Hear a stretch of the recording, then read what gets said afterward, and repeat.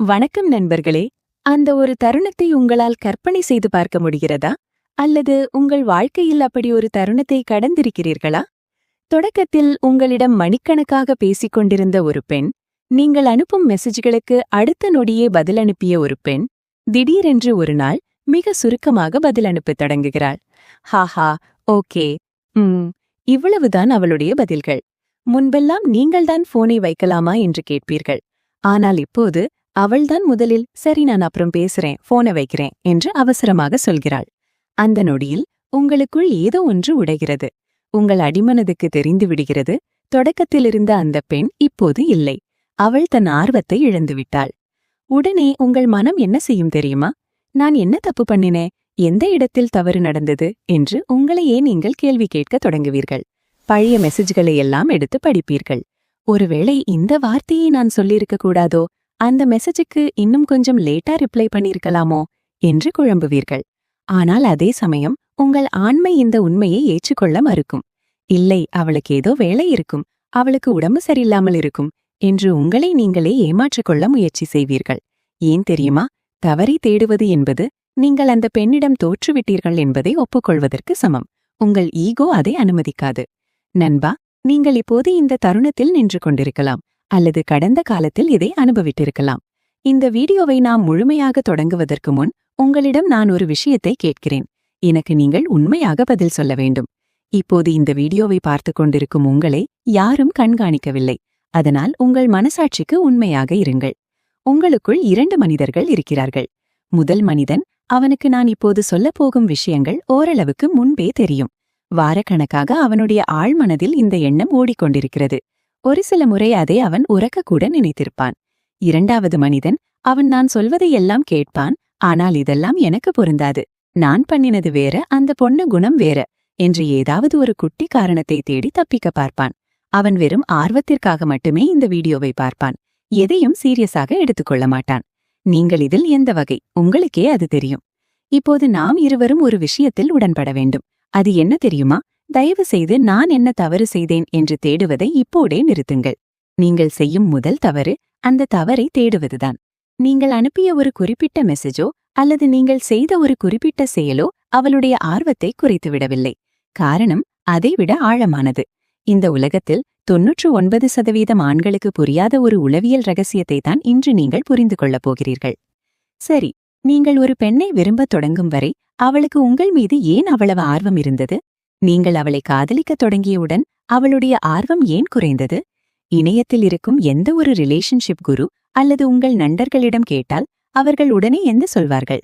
மச்சான், நீ அவளுக்கு ஓவரா இம்பார்ட்டன்ஸ் கொடுத்துட்ட, நீ ரொம்ப சீக்கிரமா உன்னோட காதலை காட்டிட்ட, அவ பின்னாடியே சுத்தின, அதுதான் அவளுக்கு பிடிக்காம போயிருச்சு என்று சொல்வார்கள்.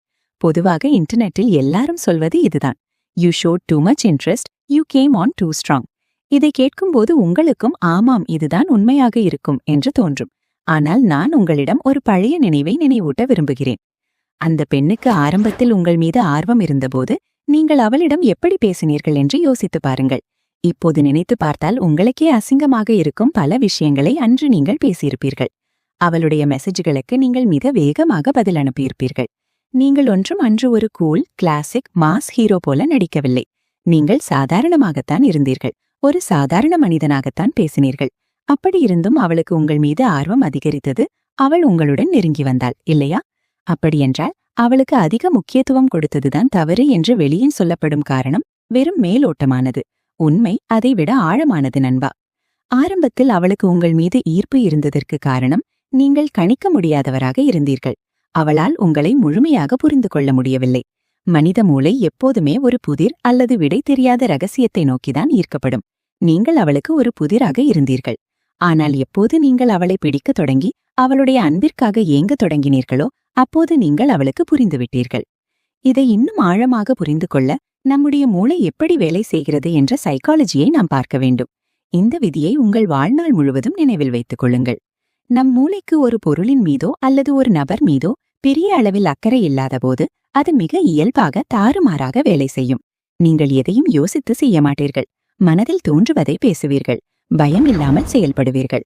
ஆனால் எப்போது உங்களுக்கு ஒரு விஷயம் அல்லது ஒரு பெண் மீது அதிக அக்கறை வந்து விடுகிறதோ அப்போதே உங்கள் மூளை அந்த இயல்பான தன்மையை இழந்து விடுகிறது. அது ஒரு குறிப்பிட்ட வடிவத்திற்குள் அல்லது முறைக்குள் வேலை செய்ய தொடங்குகிறது. இந்த விதியை இப்போது அந்த பெண்ணிடம் பொருத்தி பார்ப்போம். ஆரம்பத்தில் நீங்கள் அவளிடம் எந்த எதிர்பார்ப்பும் இல்லாமல் இயல்பாக பேசினீர்கள். அந்த இயல்பு தன்மை அவளுக்கு பிடித்திருந்தது. உங்களை அவளால் கணிக்க முடியவில்லை. ஆனால் எப்போது அவளை உங்களுக்கு பிடித்து விட்டதோ, நீங்கள் அவளை பற்றி யோசிக்கத் தொடங்கினீர்களோ, அப்போது முதல் நீங்கள் அவளிடம் ஒரு குறிப்பிட்ட பேட்டர்ன் படி பழகத் தொடங்கினீர்கள். இந்த பேட்டர்ன் அவளுக்கு ஒரு வசதியை தருகிறது. என்ன தெரியுமா? அவளால் உங்களை படித்துவிட முடிகிறது. ஒரு பெண் உங்களிடம் பேசும்போது அவளுடைய மூளை அறியாமலேயே உங்கள் எதிர்கால செயல்களை கணிக்க முயல்கிறது. நான் இப்படி சொன்னால் அவன் என்ன செய்வான், நான் ரிப்ளை பண்ணாட்டி அவன் என்ன பண்ணுவான் என்று அவள் உங்களை அடை போடுகிறாள். நீங்கள் அவளுடைய அந்த பேட்டர்னுக்குள் சிக்கியவுடன் அவளுக்கு உங்களை கணிப்பது மிக எளிதாகிவிடுகிறது. எப்போது ஒரு ஆணின் அடுத்த செயலை ஒரு பெண்ணால் மிக எளிதாக கணிக்க முடிகிறதோ, அப்போது அவளுக்கு அந்த ஆணின் மீதான சுவாரஸ்யம் குறைந்து விடுகிறது. ஆர்வம் தானாகவே இறந்து விடுகிறது. பெரும்பாலான ஆண்கள் என்ன நினைக்கிறார்கள் என்றால், நான் அவளுக்கு தேவையாக இருக்கும்போது பின்தொடர்ந்ததால் அவள் என்னை வெறுக்கிறாள் என்று நினைக்கிறார்கள். அல்லது எனக்கு அவளை பிடித்து விட்டது என்று தெரிந்தவுடன் அவள் மாறிவிட்டாள் என்று நினைக்கிறார்கள். இது ஒரு எல்லை வரை உண்மைதான் என்றாலும் இதுவே முழுமையான காரணம் அல்ல. நீங்கள் அவளை விரும்பினாலும் உங்களது செயல்களை அவளால் கணிக்க முடியாமல் இருந்தால் அவளுக்கு உங்கள் மீதான ஆர்வம் ஒருபோதும் குறையாது. ஒரு பெண்ணுக்கு உங்கள் மீதான ஆர்வம் குறையும் போது ஆண்கள் பொதுவாக 2 பாதைகளில் ஒன்றைத்தான் தேர்ந்தெடுக்கிறார்கள். துரதிர்ஷ்டவசமாக இந்த 2 பாதைகளுமே முற்றிலும் தவறானவை. முதல் பாதை தி இன்எக்ஸ்பீரியன்ஸ்ட் கை. பெண்களை பற்றி எந்த அனுபவமும் இல்லாத ஆண்கள் தேர்ந்தெடுக்கும் பாதை இது. அந்த பெண் தள்ளி போகிறாள் என்று தெரிந்தவுடன் இவர்கள் தாங்கள் முன்பே செய்த தவறுகளையே இன்னும் தீவிரமாக செய்யத் தொடங்குவார்கள். அவள் மெசேஜ் செய்யாவிட்டால் இவர்கள் இன்னும் அதிகமாக மெசேஜ் செய்வார்கள். இன்னும் அதிகமான புகழ்ச்சிகள், இன்னும் அதிகமான பரிசுகள். அவளுக்கு பிடித்தமான ஒரு சிறந்த டேட்டிங் பிளான் செய்வார்கள். அவள் எப்போது கூப்பிட்டாலும் ஓடிப்போய் நிற்பார்கள். எப்போதும் அவளுக்காக காத்துக் கொண்டிருப்பார்கள். இதன் விளைவு என்ன தெரியுமா? அந்த பெண் ஒவ்வொரு வாரமும் இவர்களை விட்டு இன்னும் வெகு தூரம் தள்ளி போவதை இவர்கள் வேடிக்கை பார்க்க வேண்டியதுதான். இவர்களுக்கு வாழ்நாள் முழுவதும் பெண்களை புரிந்து கொள்ளவே முடியாது. கடைசியில் பெண்களே ஒரு சிக்கலான பிறவி என்று புலம்பிக் கொண்டு வயதாகி விடுவார்கள். இரண்டாவது பாதை தி இன்டர்நெட் ரெட் கை. நீங்கள் என் வீடியோக்களையோ அல்லது இணையத்தில் இருக்கும் பிற ரிலேஷன்ஷிப் பதிவுகளையோ படிப்பவராக இருந்தால் நீங்கள் இந்த இரண்டாவது பாதையை தேர்ந்தெடுக்க வாய்ப்பு உண்டு. இணையத்தில் இவர்கள் என்ன படிப்பார்கள்? ஒரு பெண் உன்னை தவிர்க்கிறாளா? அப்படியென்றால் நீயும் அவளிடம் கோல்டாக நடந்து கொள். அவளை புறக்கணி. அவளுக்கு முதலில் மெசேஜ் செய்யாதே. அவளை காக்கவை. நீ ரொம்ப பிஸியாக இருப்பது போல காட்டிக்கொள். உனக்கு அக்கறை இல்லாதது போல் நடி என்று படித்திருப்பார்கள். மேலோட்டமாக பார்த்தால் இந்த முறை வேலை செய்வது போலதான் தோன்றும். நீங்கள் திடீரென்று மெசேஜ் செய்யாமல் அமைதியாகும்போது அந்த பெண் குழப்பமடைவாள். என்ன ஆச்சு இவனுக்கு என்று அவளை மீண்டும் உங்களை தொடர்பு கொள்வாள். ஆனால் நண்பா, நானும் நீண்ட காலம் இந்த பாதையில் வாழ்ந்தவன்தான். உண்மையை மறைக்காமல் சொல்கிறேன், கேளுங்கள். இந்த நடிப்பு உங்களுக்கு குறுகிய காலத்திற்கு மட்டுமே வளம் தரும். Short term reaction. ஆனால் நீங்கள் இப்படி நடிக்கும்போது உங்களுக்குள் ஒரு மாற்றம் நடக்கும். நீங்கள் எப்போதும் ஒரு கேமரா முன்னால் நடிப்பது போலவே உணரத் தொடங்குவீர்கள். நீங்கள் அனுப்பும் ஒவ்வொரு மெசேஜும் கணக்கு போட்டு அனுப்பப்படும். நீங்கள் செய்யும் ஒவ்வொரு ரிப்ளையும் நேரம் பார்த்து செய்யப்படும்.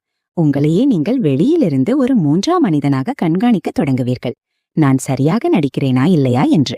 கடைசியில் உங்கள் காதல் வாழ்க்கை என்பது நீங்கள் விரும்பி கையெழுத்து செய்யாத ஒரு பார்ட் டைம் வேலை போல மாறிவிடும். பெண்கள் இந்த நடிப்பை மிக எளிதாக கண்டுபிடித்து விடுவார்கள். இந்த கோல்ட் ஆக்ட் பின்னால் இருக்கும் நிஜமான ஆண் எங்கே என்று அவர்கள் தேடுவார்கள். அங்கே ஒரு ஆண் இல்லை, மாறாக ஒரு பெண் தன்னை விரும்ப வேண்டும் என்பதற்காக பொய்யாக நடிக்கும் ஒரு கோழை மட்டுமே இருக்கிறான் என்பதை அவர்கள் உணர்ந்து கொள்வார்கள். அதன் பிறகு அவளுக்கு உங்கள் மீதான மதிப்பு முற்றிலும் போய்விடும். உங்களது ஒவ்வொரு உணர்வும் வெளியில் வருவதற்கு முன் எடிட் செய்யப்படுவதால் உங்களுக்கே உங்களை பிடிக்காமல் போய்விடும். நீங்களும் அந்த பேட்டர்னுக்குள் சிக்கிவிடுவீர்கள். அவளும் உங்களை கணித்து விடுவாள். உதாரணமாக, அவள் ஒரு மெசேஜ் அனுப்பும் போதே அவளுக்கு தெரிந்துவிடும் நீங்கள் வேண்டும் என்ற அரை மணி நேரம் கழித்துதான் ரிப்ளை செய்வீர்கள் என்று. நீங்கள் பிஸியாக இருப்பது போல் நடிப்பதும் அவளுக்கு புரிந்துவிடும். அது அவளுக்கு சுவாரஸ்யத்தை தராது. அப்படியென்றால் அவளுடைய ஆர்வம் குறைந்ததற்கு காரணம் நீங்கள் அன்பு காட்டியதோ அல்லது கோல்டாக நடித்ததோ அல்ல.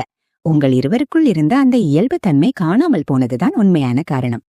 மனிதர்களாகிய நமக்கு நம் மூளையை முழுமையாக கட்டுப்படுத்தும் சக்தி இல்லை. மூளையின் விதிகளை எதிர்த்து நம்மால் போராட முடியாது. நாம் செய்யக்கூடிய ஒரே விஷயம் அந்த விதிகளோடு இணைந்து பயணிப்பதுதான். பல வருட ஆராய்ச்சிகளுக்கும் அனுபவங்களுக்கும் பிறகு நான் கண்டுபிடித்த ஒரு தீர்வுதான் 3 சேனல்கள். உங்கள் மூளை எப்போதுமே ஒரு குறிப்பிட்ட பேட்டர்னுக்குள் சிக்கிக்கொள்ள விரும்பும். அதை உங்களால் தடுக்க முடியாது. ஆனால் உங்கள் மூளைக்கு செல்வதற்கு ஒரு பாதைக்கு பதிலாக 3 பாதைகளை உருவாக்கி கொடுத்தால் என்ன நடக்கும்? உங்கள் மூளை இந்த 3 பாதைகளுக்கும் இடையே மாறி மாறி பயணிக்கும். இந்த சுழற்சி உங்களை அறியாமலேயே அந்த பெண்ணுக்கு உங்களை கணிக்க முடியாத ஒரு புதிராக மாற்றும். அவளுக்கு எப்போதும் உங்கள் மீது ஒரு ஈர்ப்பு இருந்து கொண்டே இருக்கும். அந்த 3 சேனல்கள் என்னென்ன என்று இப்போது பார்ப்போம். Warm channel. வார்ம் என்பது உங்கள் இயல்பான, அன்பான, விளையாட்டுத்தனமான ஒரு வடிவம். நீங்கள் அவளை கிண்டல் செய்வீர்கள், அவளோடு சேர்ந்து சிரிப்பீர்கள், அவளுடைய அழகை பாராட்டுவீர்கள். அவளுடைய குணத்தைக் கண்டு நீங்கள் மிரளாமல் அவளை ஒரு சாதாரண பெண்ணாக பார்த்து பழகுவீர்கள். பெரும்பாலான நல்ல ஆண்கள் தங்கள் வாழ்நாள் முழுவதையும் இந்த வார்ம் சேனலிலேயே கழித்து விடுகிறார்கள்.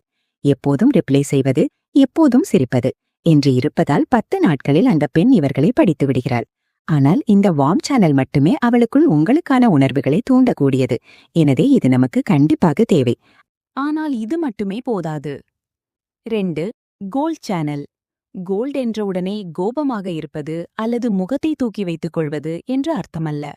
கோல்ட் என்பது உங்கள் கவனம் வேறெங்கோ இருக்கிறது என்று அர்த்தம். உங்கள் குரல் கொஞ்சம் நிதானமாகும், உங்கள் எனர்ஜி லெவல் குறையும். நீங்கள் அவளுடைய கேள்விகளுக்கு பதில் சொல்வீர்கள், ஆனால் உங்கள் மனதில் இதைவிட ஏதோ ஒரு முக்கியமான விஷயம் ஓடிக்கொண்டிருப்பது போல் பேசுவீர்கள். நீங்கள் அங்கேதான் இருப்பீர்கள், ஆனால் முழுமையாக இருக்க மாட்டீர்கள். வார்ம் சேனலுக்கு அடுத்ததாக இந்த கோல்ட் சேனலை பயன்படுத்தும்போது அவளுக்குள் ஒரு சிறிய நடுக்கம் ஏற்படும்.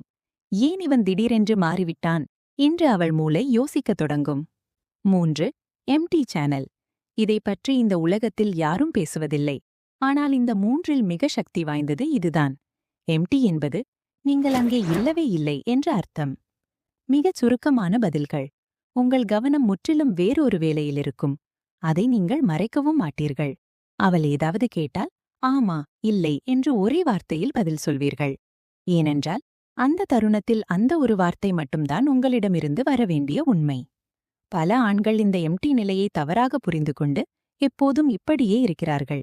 அது அவளை உங்களை விட்டு நிரந்தரமாக பிரியச் செய்துவிடும். ஆனால் வார்ம் மற்றும் கோல்ட் நிலைகளுக்கு பிறகு நீங்கள் இந்த எம்டி நிலைக்கு செல்லும்போது அது அவளை முற்றிலும் பின்தொடரச் செய்யும். இந்த 3 சேனல்களையும் எப்படி பயன்படுத்த வேண்டும் என்பதற்கான ஒரு பொன் விதி இருக்கிறது. அது 3 மெசேஜ்கள் அல்லது 3 நிமிடங்கள். பிறகு சேனலை மாற்றுங்கள். நீங்கள் ஒரு சேனலில் மிக நீண்ட காலம் இருக்கக்கூடாது. அவள் உங்கள் சேனலை தீர்மானிக்க நீங்கள் அனுமதிக்கக்கூடாது. நீங்கள்தான் அதை மாற்ற வேண்டும். இப்போது ஒரு மெசேஜ் உதாரணத்தை பார்ப்போம். நீங்கள் ஒரு பெண்ணுடன் கடந்த 3 நாட்களாக பேசிக் கொண்டிருக்கிறீர்கள். நல்ல எனர்ஜி, நல்ல வார்ம்த். அவளுக்கும் உங்களை பிடித்திருக்கிறது. நீங்கள் தொடர்ந்து வார்ம் சேனலிலேயே இருந்தால் நீங்கள் அவளுக்கு புரிந்து விடுவீர்கள். அப்போது அவள் ஒரு மெசேஜ் அனுப்புகிறாள். லால், ஸ்டாப், நீ ரொம்ப ஓவரா பேசுற. பழைய நீங்களாக இருந்தால் உடனே வார்ம் சேனலிலேயே பதில் அனுப்பியிருப்பீர்கள். ஹஹஹா, உனக்கு இது பிடிச்சிருக்குன்னு எனக்கு தெரியும். ஆனால் இப்போது நீங்கள் என்ன செய்ய வேண்டும் தெரியுமா? போனை அப்படியே ஓரமாக வையுங்கள். உங்கள் சமையல் வேலையையோ அல்லது படிக்கிற வேலையையோ பாருங்கள். ஒரு 15 நிமிடங்கள் ஜென்யூனாக வேறு வேலையில் இருங்கள். அதன் பிறகு வந்து மிகச் சாதாரணமாக ஒரு மெசேஜ் அனுப்புங்கள். You'll be fine.